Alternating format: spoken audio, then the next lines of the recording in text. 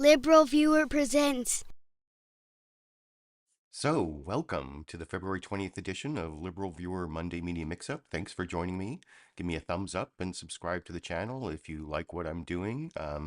You can see here I'm not in my regular spot broadcasting. I'm up visiting my daughter in college up near the far north reaches of California, and I have a nice sort of oceanscape behind me that I tried to set up. I don't know, it's still not as the technical aspects, the lighting, it's not all perfect, but I had a lot of problems with today's show. Hopefully it will go off without any more problems, but just in case, I am recording this and I can upload the recorded version if somehow the internet goes out, or just warning you. But I will be doing I'll be taking the 11 best, most newsworthy clips I took out of the Sunday morning news analysis shows from the big five corporate outlets of ABC, NBC, CBS, CNN, and Fox News, the so-called corporate media here in the United States, for what should be really educational, fair use media criticism, and political commentary show for you all today. The topic of all the clips is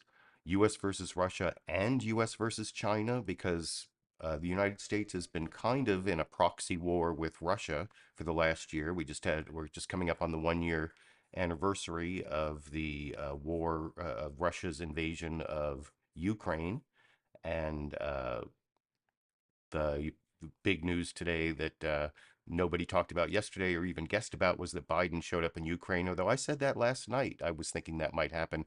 Although I thought he would go on the 24th, which is the 1 year anniversary, and he went like 4 days early. But I guess that makes more sense.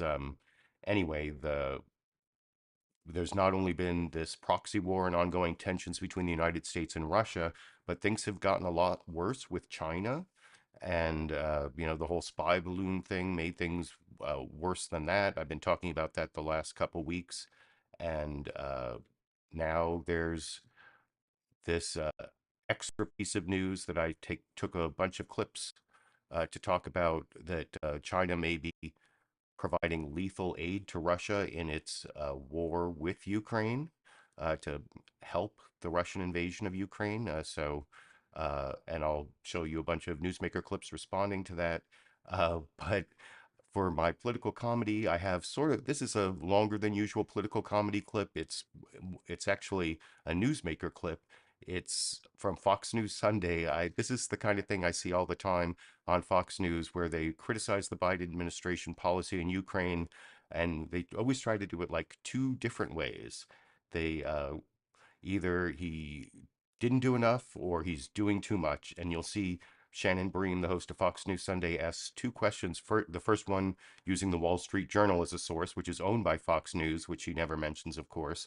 And then using this Republican senator from Ohio, J.D. Vance, as a source for the second question. Since Wall Street Journal is part of the propaganda outlet for the Republican Party, I always talk about, that is the News Corp, including Fox News and New York Post and all their other stuff. And anyway, the basic comedy here, to make a long explanation not that short, I guess, is that Fox News is really criticizing the Biden administration on behalf of Republicans for both doing too little and too much in Ukraine. And I will talk about that a little more after we watch that first clip together over here.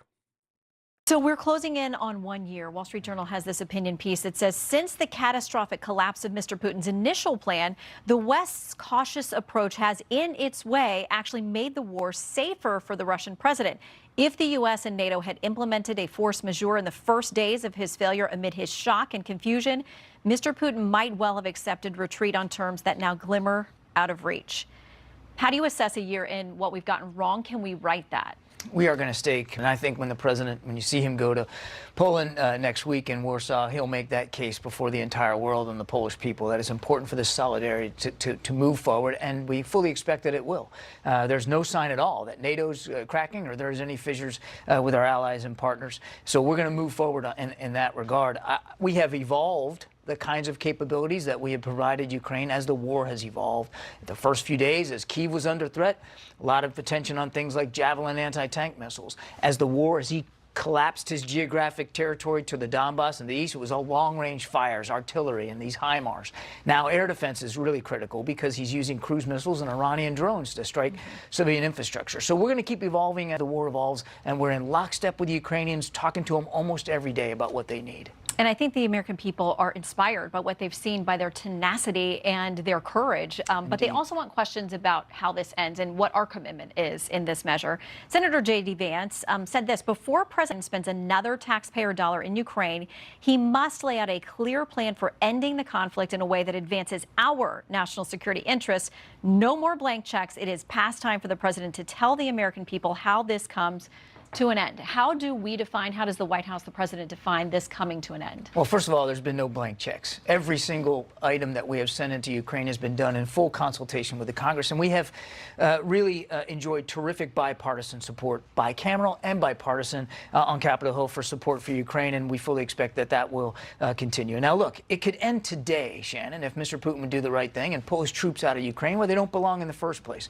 Obviously, just from the reporting of your correspondents on the ground, that doesn't be in the offing anytime soon. But Mr. Putin shows no sign of being willing to stop this war. So does that mean we have no sign for where we're ending our commitment to this? As President Biden has said, nothing about Ukraine without Ukraine. President Zelensky, as the commander-in-chief, gets to determine if and when he's ready to sit down and negotiate with Mr. Putin and under what circumstances. What we're focused on is making sure that he has all the tools to succeed on the battlefield so that if it comes to a negotiation, or when, that he can succeed at the negotiating table as well. But he has to determine what the timing is right and what the circumstances are. But the question that's being asked by increasingly on Capitol Hill, and there's going to be another fight over another of aid. We're about $200 billion into this so far.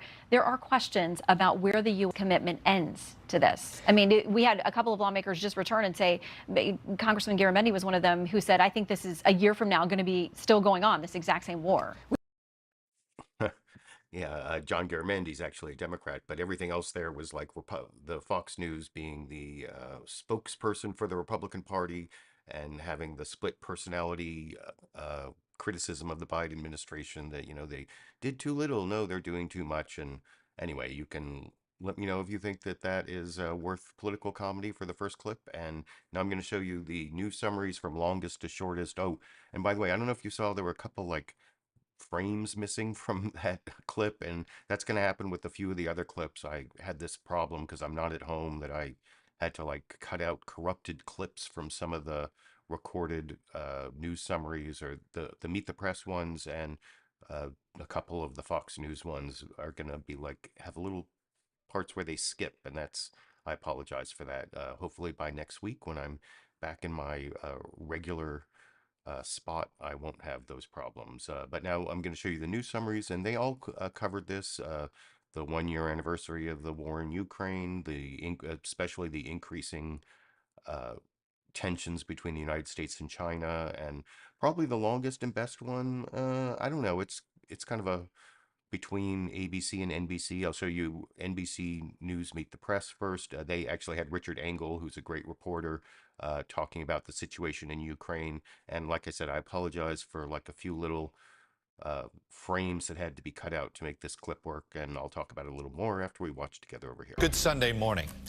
15 days after the U.S. shot down a Chinese spy balloon, and after a canceled diplomatic trip to Beijing, tensions with China have now escalated again to accusations that China may be supplying Russia, or may supply Russia, with lethal aid in its war against Ukraine. On Thursday, the president did try to turn the temperature down a bit with China, acknowledging that the 3 unidentified objects shot down over Lake Huron, Alaska, and Canada were not tied to China, but were likely simply research balloons. We seek competition, not conflict with China. We're not looking for a new Cold War. I expect to be speaking with President Xi, and I hope we are going to get to the bottom of this. But I make no apologies for taking down that balloon. China's top foreign policy official responded on Saturday in his visit to Munich. He told the gathering of world leaders that the U.S. response was a strategic misjudgment. He also called it absurd and hysterical. And he warned the Cold War mentality is back. Well, Secretary of State Tony Blinken met with Wang Yi late on Saturday for the first time since the U.S. shot down the spy balloon. I spoke with Secretary Blinken after the meeting. I'm going to bring you that interview in just a moment. The war in Ukraine is dominating the conversation at the Munich Security Conference, more so than the balloon, if you will. The U.S. is worried that China may view a lack of resolve on Ukraine as a potential sign of weakness as it eyes Taiwan reunification over the next several years. On Saturday, Vice President Harris used Munich as the backdrop to announce that the U.S. has formally determined that Russia is committing war crimes in Ukraine. Gruesome acts, murder, torture, rape, and deportation. We have examined the evidence. We know the legal standards.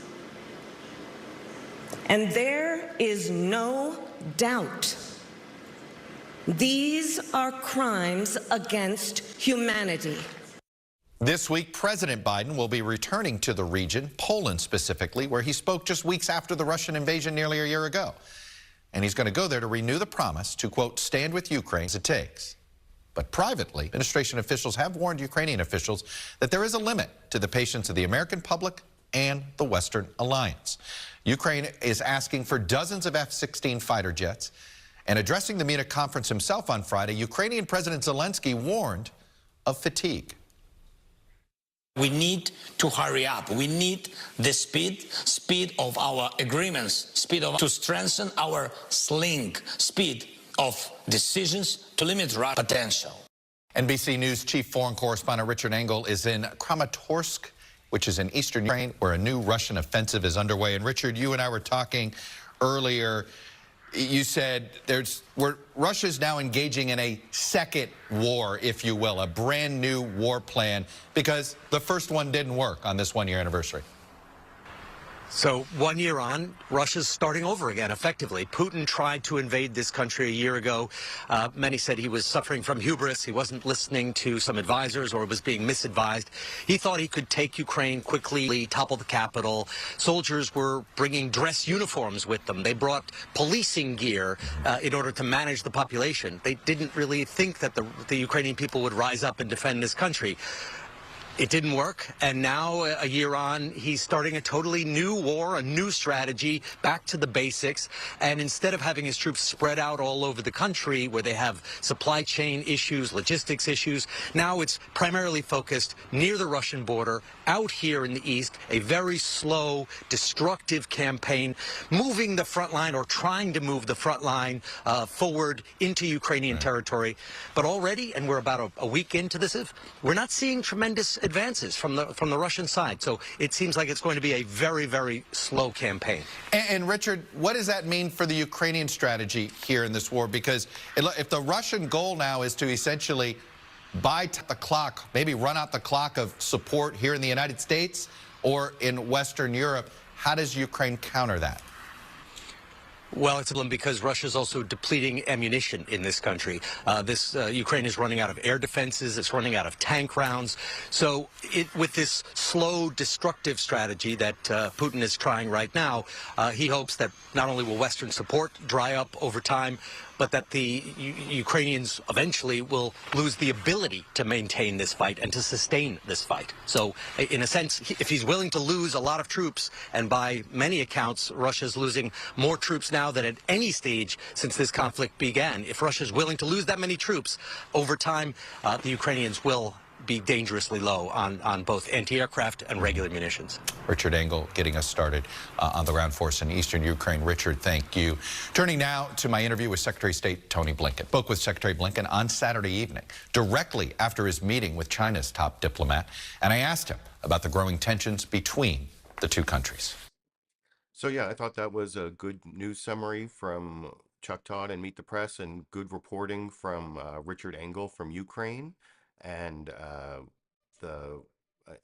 like I said, I apologize that there are like 20 or 25 spots in that clip where I had to cut out corrupted frames, and I know that's kind of annoying that there were some little jumps in there, but imagine how annoying it was for me to spend like an hour finding all those corrupted frames and cutting them out so that I could broadcast the clip, like an extra hour that I didn't really expect to spend putting the show together. So anyway, I apologize, but I feel like I've already been punished is the point I'm trying to make. And I think that might have been the best of the news summaries because, there's the great reporting from Richard Engel, and I compared it to the ABC This Week with George Stephanopoulos news summary I'm about to show you, saying that this one's also good. This is Martha Raddatz in as like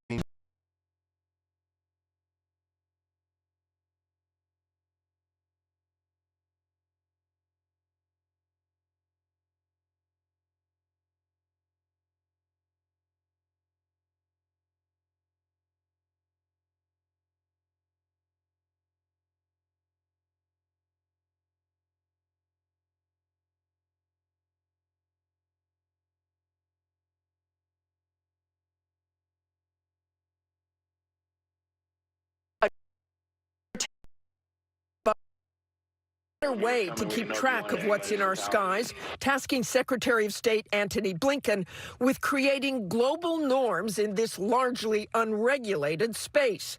The discovery of the spy balloon canceled. President Biden, too, looking to temper tensions. We seek competition, not conflict with China. We're not looking for a new Cold War. This as the war in Ukraine heats up, as the one-year anniversary of the Russian invasion approaches. The toll of that war evident everywhere. Cities devastated, lives destroyed. Behind me was once a mass grave containing the bodies of hundreds of Ukrainian civilians slaughtered by Russian troops. In the case of Russia's actions in Ukraine, there is no doubt these are crimes against humanity. The U.S. has sent nearly $30 billion in military aid thus far, arming Ukrainian forces with missiles, howitzers, and ammunition. But as Russia prepares for a spring offensive, there's concern Ukrainian troops are firing through ammunition at a pace that allies' production can't keep up with. Ukrainian President Volodymyr Zelensky speaking to leaders of the UK, US, France, and Germany, urging quick action on future aid. There is no alternative to Ukrainian victory. There is no alternative to speed. President Biden will return to the region Tuesday, visiting Poland, where he's expected to echo the same message he gave 1 year ago. When the history of this era is written, Putin's choice to make a totally unjustifiable war on Ukraine will have left Russia weaker and the rest of the world stronger. Secretary Blinken and I discussed all these issues yesterday during his trip to Munich. I began by asking him about that high-stakes meeting with China's top diplomat. So yeah, that was the ABC This Week news summary. I think it was, I don't know if there were some problems with the stream there, if you saw it all. I hope you did. But I think you saw the focus on the military that I was talking about. And then for the Fox News Sunday news summary, this actually kind of reminds me of the 1 year anniversary of the war in Ukraine, because do you remember, like, starting February 24th of last year, all the Sunday news analysis programs would like do the anchor and then like two different people from Ukraine talking about different parts of the invasion and what was happening, and they did that for like weeks until they finally like moved on to the next story as the main story for finally. But Fox News is back to that setup where they have Trey Yingst and Steve Harrigan both reporting from Ukraine, and they have a few other issues. They mentioned President Jimmy Carter is getting hospice care that you'll see in a couple of the news summaries here, but I will talk about that and the bias in the Fox News Sunday news summary after we watch that clip together over here. Hello from Fox News in Washington. We begin this morning with breaking news that former President Jimmy Carter is now in home hospice care. The Carter Center says the 98-year-old will spend his remaining time with his loving family. His grandson said Saturday the Carters are at peace. A Secret Service spokesperson tweeting, Rest easy, Mr. President. We'll keep up on that story. And it was a year ago this week, Russian President Vladimir Putin launched the largest military assault in Europe since World War II. The war has killed thousands and caused billions in damage. World leaders are wrapping up meetings in Munich, where Vice President Kamala Harris said Russia has committed crimes against humanity. In a moment, John Kirby, the communications coordinator for the National Security Council, will join us live. But first, we have team coverage in Ukraine this morning. Steve Harrigan is in Kyiv on the impact of the war on Ukrainian citizens. But first, Trey Yingst live in Dnipro, Ukraine, on where the conflict now stands. Trey. Shannon, good morning. With less than a week until the one-year mark of the war, Russian troops are pushing forward with a multi-front offensive aimed at capturing more Ukrainian territory. On the winding roads toward the front line, Ukrainian equipment is moved into place. Soldiers served nearly a year of battle, defending their territory. The southern front line remains active. We've heard Ukrainian jets overhead firing on Russian positions. The Russians continue to shell this area as heavy fighting continues in the Zaporizhzhia region. Russian troops are moving forward with their assault of southern and eastern Ukraine, with the heaviest fighting taking place for the strategic city of Bakhmut in the Donbas region. This time last year, Ukrainian President Volodymyr Zelensky was discussing the possibility of an invasion when asked by Fox News just days before the war began. We have a lot of information because we are on these borders. It's our borders. It's our... Now the Ukrainian leader, forced to advocate for Western military support and defense partnerships, reflects on his year as a wartime president. It's a lesson for everyone, I think for the whole world. If Ukraine would be part of NATO before the 2000s, there would be no war. And then the potential possibility of the third war would not exist as well. Zelensky remains a target for Russian troops, whose leader, Vladimir Putin, shows no sign of slowing down the invasion. Analysts warn that Putin could increase missile attacks on Ukraine as the war approaches the one-year mark, and his territorial aspirations fall short. Neither the Russians nor the Ukrainians have shown an interest in peace talks, though for different reasons. Russia wants more land. Ukraine just wants its land back. Shannon. Trey Yingst in Ukraine. Very much, Trey. Let's turn now to Steve Harrigan, who has this report from Kyiv. After 1 year of war, the city of Kyiv on most days seems normal, but some of the people have changed. I still keep everything inside. Martha Raddatz is a combat medic on the front line. Her home, her village is gone. She sent her to the U.S., but still why? If I will go with my kids, possibly my kids have to fight later on, so I want to protect them from it. If you don't fight, your children will have to fight. Definitely, yeah. A good day on the front line is no wounded, she says, maybe a cup of coffee. A bad day is a young man with no legs. This is not ordinary things that doctors... It's something that people at war are getting used to it, and this is a fair, actually, because... You get used to it. You have to. The war might seem far away to Americans, she says, but it's not. This war is quite close to everyone. If Ukraine will not win, you get another big country which are not democratic, and it's not good. Our thanks to Steve Harrigan for that report. Joining us now, retired Rear Admiral John Kirby. And I already showed you the clip of John Kirby as my political comedy clip, the first clip. And I don't know, the reporting there wasn't that biased, by Fox News standards. There wasn't heavy criticism of the Biden administration. They saved that for the beginning of the John Kirby clip I guess I showed already. Although they didn't mention the lethal aid from China thing. And Shannon Bream didn't mention it when talking to the Biden administration official John Kirby. They saved that for a clip I'll show after the news summaries, and I'll explain why I think they did it that way, or my guess. And you can tell me what you think about why they didn't mention the lethal aid to China when the Biden administration could have responded. The CNN State of the Union news summary is much shorter, but does mention the rising tensions between the United States and China, including this issue of China providing lethal aid to Russia to aid their invasion of Ukraine, and I'll talk about that a little more after we watch it together over here.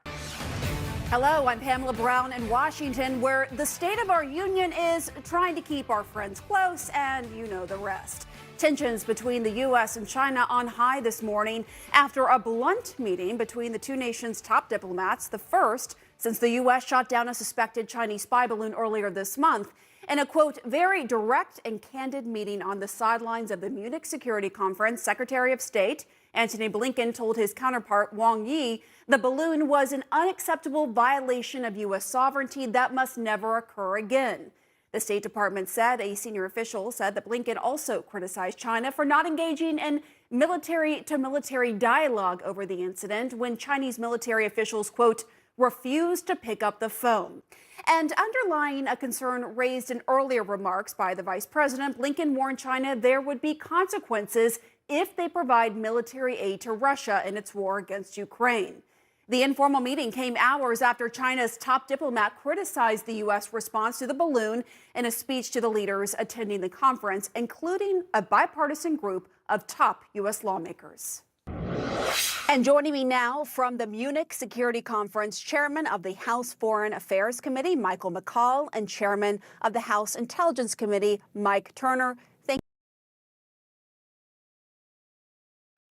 you. And I don't have clips of Mike McCaul and Mike Turner, the two Republicans who were with the guest host of CNN State of the Union, Pamela Brown there, but I am going to show you a clip of Pamela Brown talking to the U.S.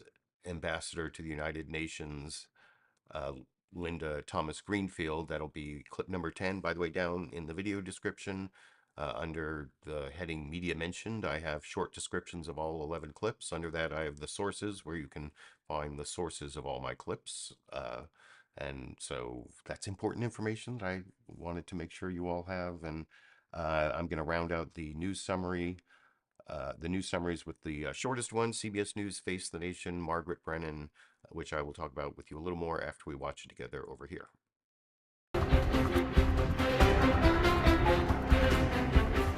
Good morning and welcome to Face the Nation. We've got a lot of news to get to today, but last night we learned former President Jimmy Carter has decided to spend his remaining time with his family in Plains, Georgia, in home hospice care. The 98-year-old Carter is the oldest surviving president, and our Bob Schieffer will be along later in the broadcast with some insights. But we want to turn now to that hour-long meeting between Secretary of State Blinken and his Chinese counterpart, Wang Yi, the first face-to-face meeting since the U.S. shot down the Chinese spy balloon 2 weeks ago. We spoke with the secretary last night from Munich, just after that meeting. Mr. Secretary. And I will have a clip of Margaret Brennan asking Secretary of State Antony Blinken about the possibility of China providing lethal aid to Russia in there to support the invasion of Ukraine.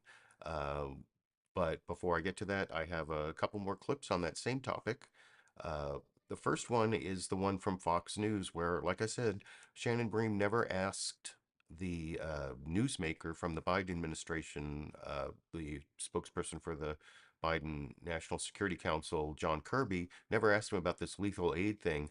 And my theory is it's because it lets the Biden administration look strong. This whole thing does kind of make the Biden administration look good, kind of the way they did a year ago when they gave out all this intelligence that said Russia was going to invade Ukraine, and a lot of people said it wasn't true, and it turned out to be true. And that's kind of this situation here where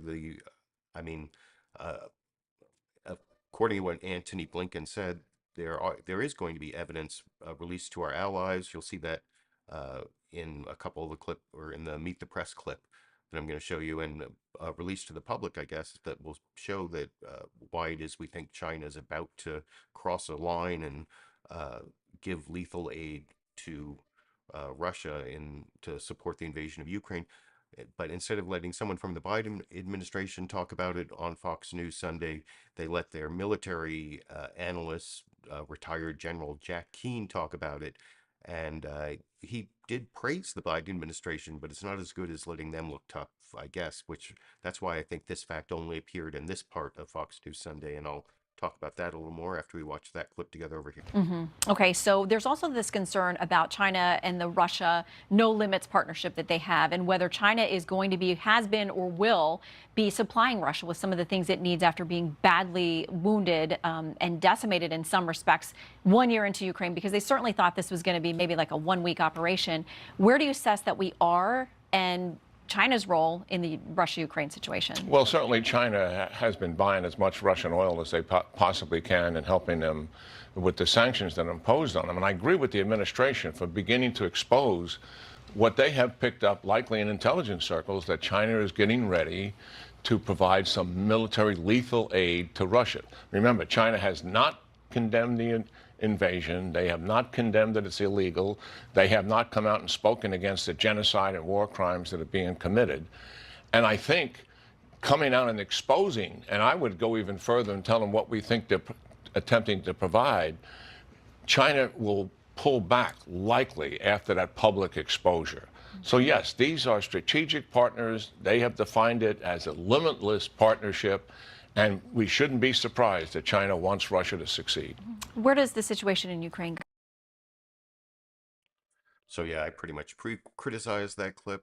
You can let me know if you think what you think of my theory as to why they had their military analysts make that discussion about the possibility of China supplying lethal aid to Russia and not, for example, Jack Kirby, since it's already been reported. It's not like breaking news or anything, but the most detailed examination of this was Chuck Todd, who did actually pretty good cross-examination. I mean, he tried to get more information. He didn't get much more information from Antony Blinken. And I apologize, this is one of those clips with the missing frames, which is kind of annoying.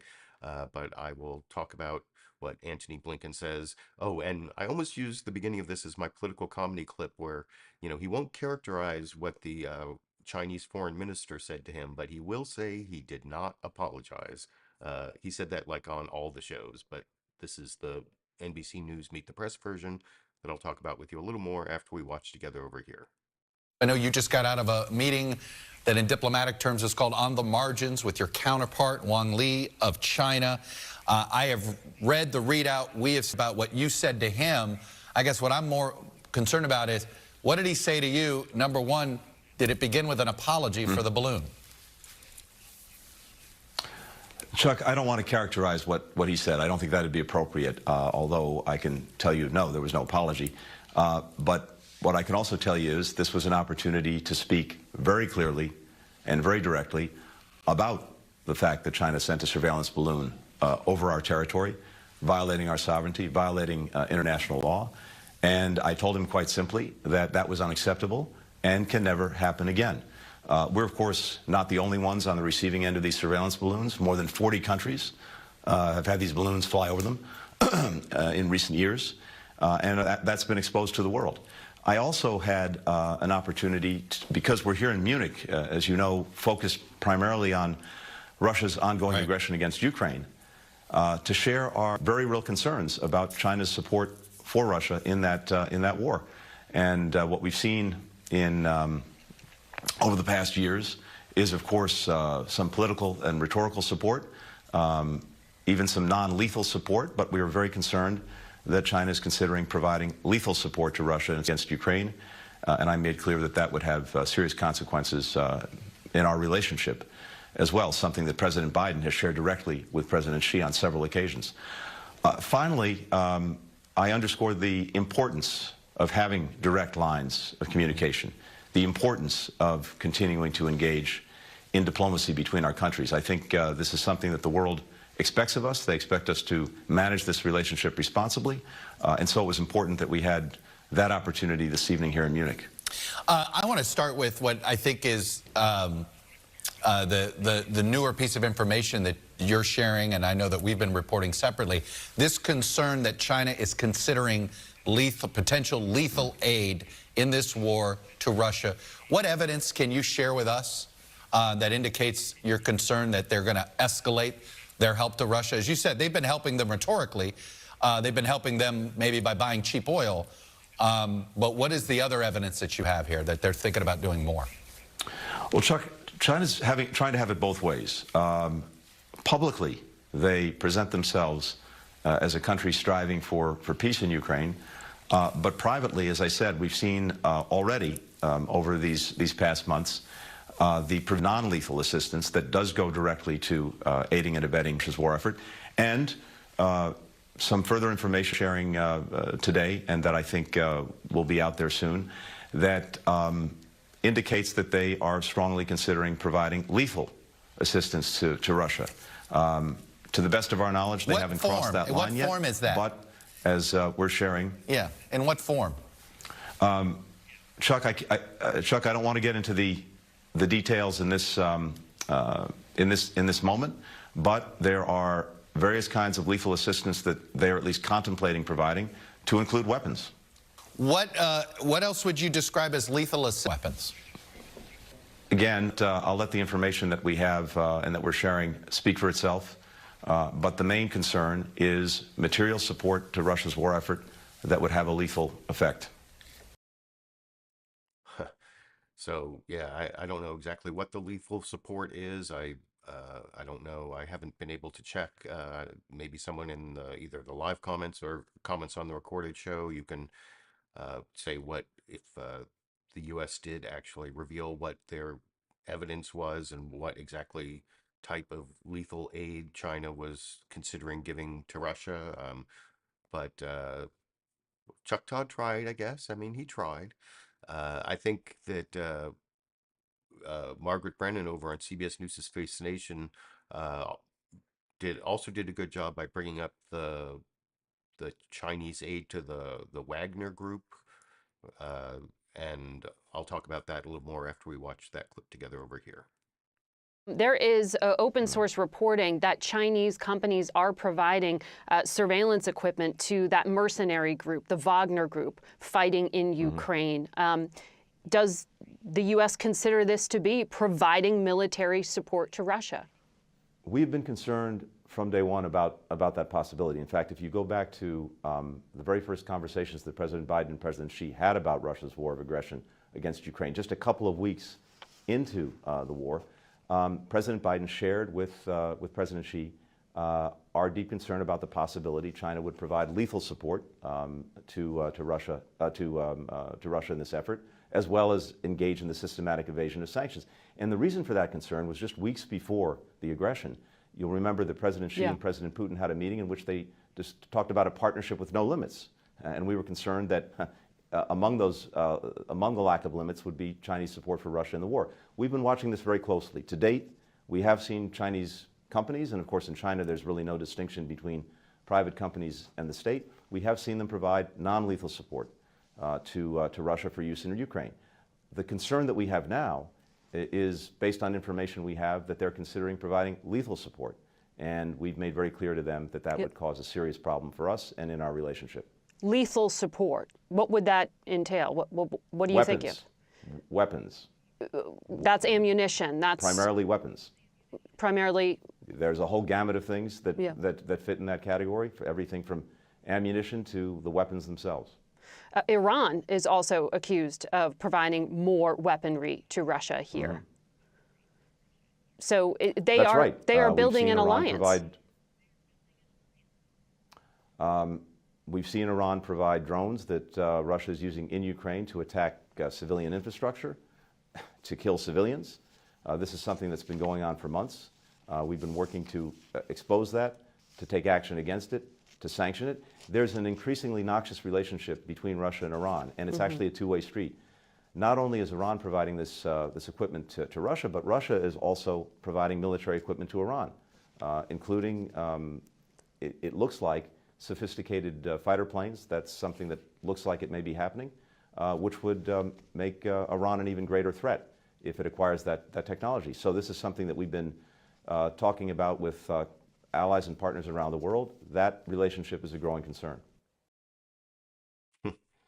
I don't know, should I have made my title U.S. versus Russia and U.S. versus China and U.S. versus Iran? Is there is there going to be a new axis of evil? Is that what was going on there? I don't know, but the question about the Wagner group, I said Wagner group, but I guess it's Wagner. I should have known it was Wagner.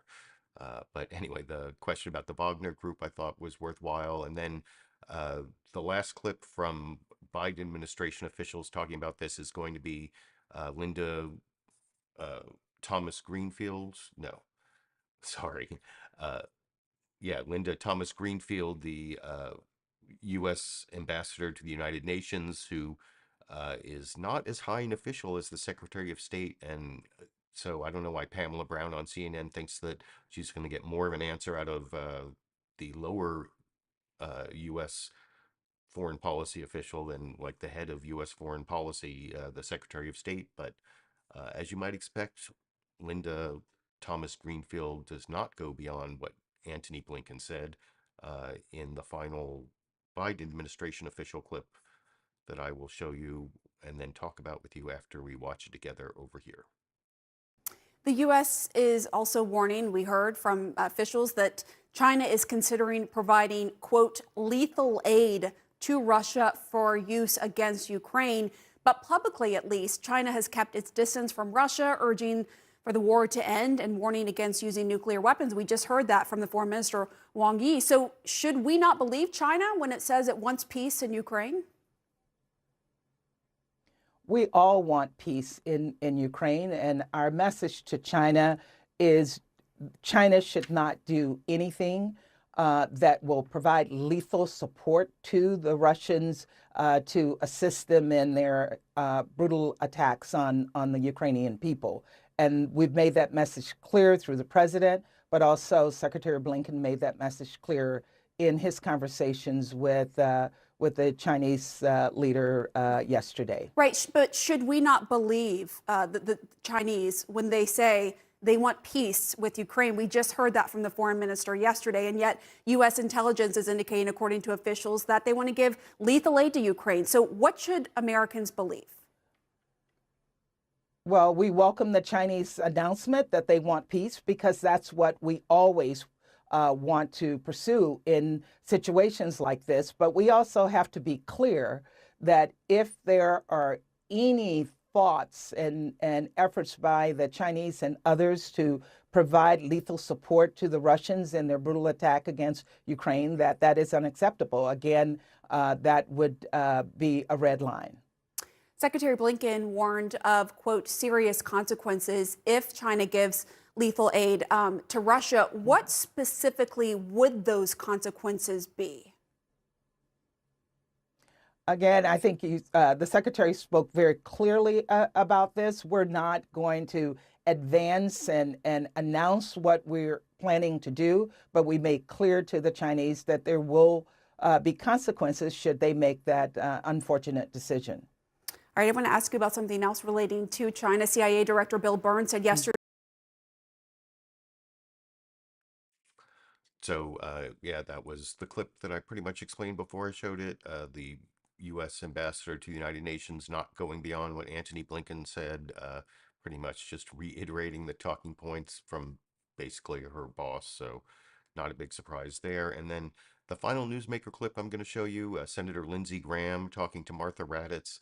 I almost picked this as my political comedy clip, both because Martha Raddatz actually asks him a question about whether China is beating the United States in near space, which is, like the Chinese spy balloon, like the upper atmosphere before you get to space, or like the closest part of space, or I don't know.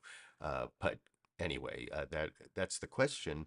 But Lindsey Graham, he really wants to talk about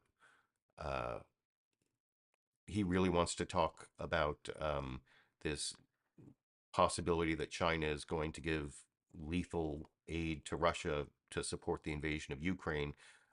And so he gives that answer, even though he wasn't asked that question. And he uses a phrase here that, I don't know, it's kind of amusing. You can let me know what you think. But I like the phrase dumber than dirt for the final clip that I will talk about with you a little more after we watch it together over here. Because he will not stop if we do not. And Senator Graham, I want to turn to China. The U.S. says it does not have a spy balloon program. But given what has happened, are you worried that China has surpassed the U.S. in this so-called near space? I'm trying to help the administration. Listen, I like Tony Blinken. And the response about the balloon was slow. But the Chinese are lying. It's not a weather balloon, it's a spy balloon. So, yeah, we need to deal with that. But what Secretary Blinken said is big news to me. He believes that the Chinese are on the verge of providing lethal weapons to Putin. Now, if that happens, the world needs to come down hard on China.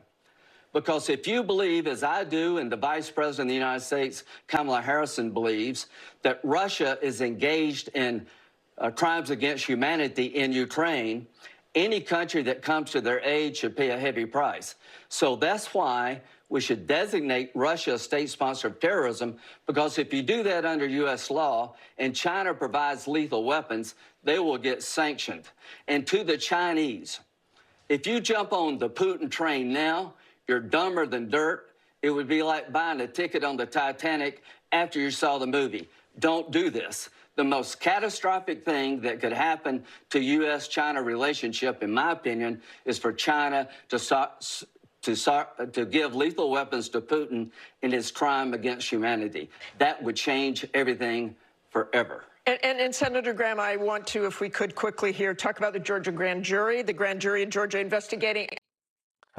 And yeah, I don't know if Lindsey Graham is one of the, I doubt he's the person who the grand jurors in Georgia think committed perjury in their investigation of the attempt to overturn the election in Georgia. That a redacted part of that grand jury report just came out. But I don't know, I think Lindsey Graham is not, I mean, he used to be like an Air Force lawyer, unless he's like deteriorated to the point of Rudy Giuliani. I mean, it's hard to think of a lawyer actually going before a grand jury and committing perjury in a way that they're going to get caught, or at all even. But I don't know.